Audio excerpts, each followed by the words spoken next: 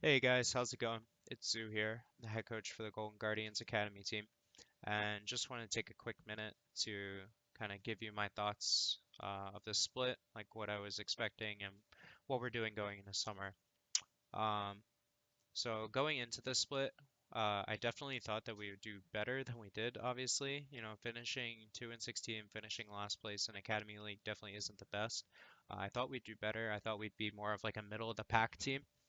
Um, when you have four rookies that have never played a professional match before, and then you have a rookie head coach who this is his first split, being a franchise head coach, there's a lot of things that you have to learn, and there's a lot of growing pains along the way. And I definitely felt like like we definitely experienced a lot of those growing pains, maybe a few more than we should have.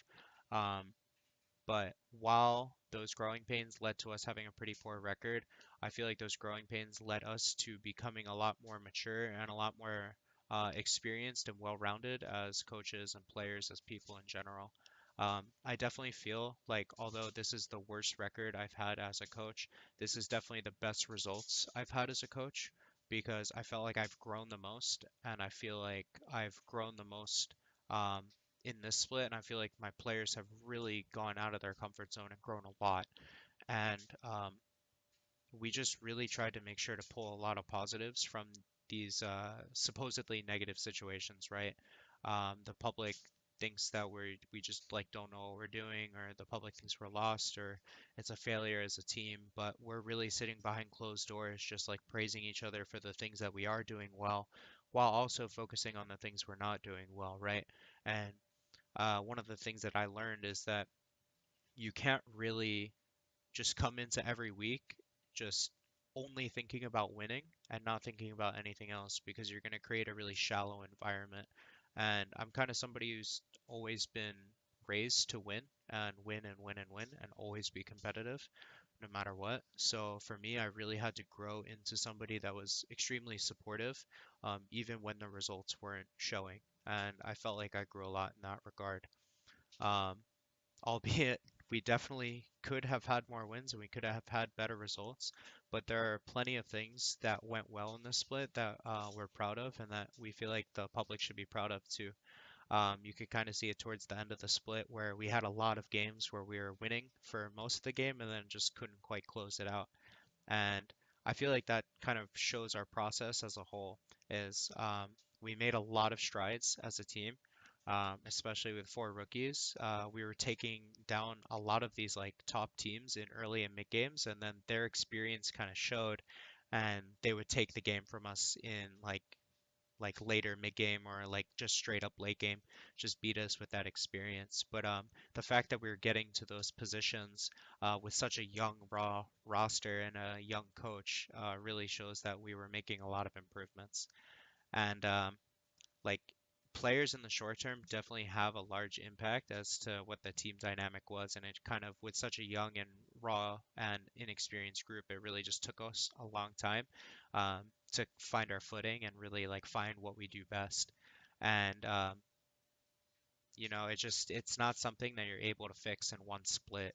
Uh, just kind of the League of Legends community as a whole has always been a community that's really been trained to um, have immediate results, have quick improvements, have very noticeable changes with very noticeable effects like right away.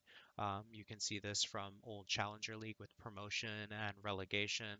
Um, you have to win that split, that game, every single split, or you're done, you're out.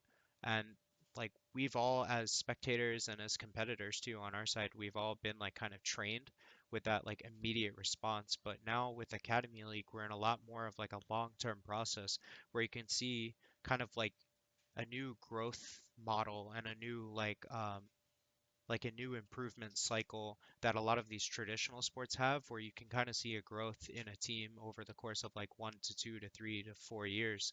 And while we're definitely not on that scale yet, we're looking past one split. We're definitely an organization and a team that is looking past one split, past 1 year. Like, what can we do? Like, what sustainable, long-term, healthy changes can we make, and can we infuse into the players' mindsets to really have this long-term success?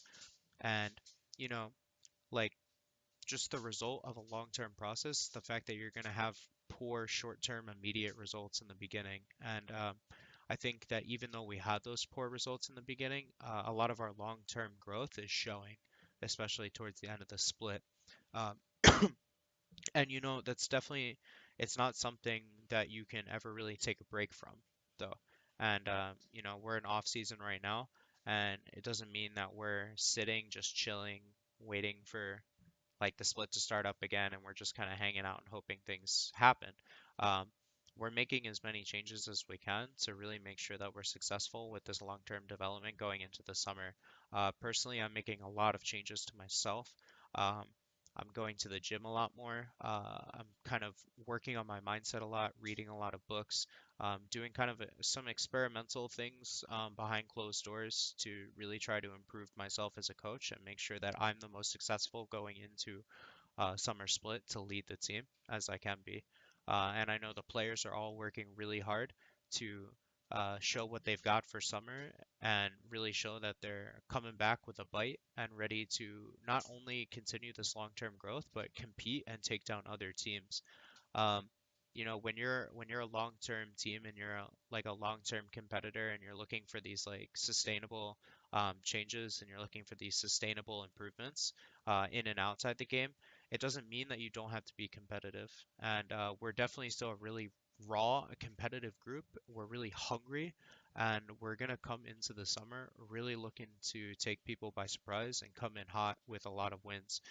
Make a lot of aggressive um, fixes and come into summer taking a lot of people by surprise, you know? So definitely expect the Guardians Academy team to bounce back in the summer and definitely expect us to be fierce competitors in the summer as well.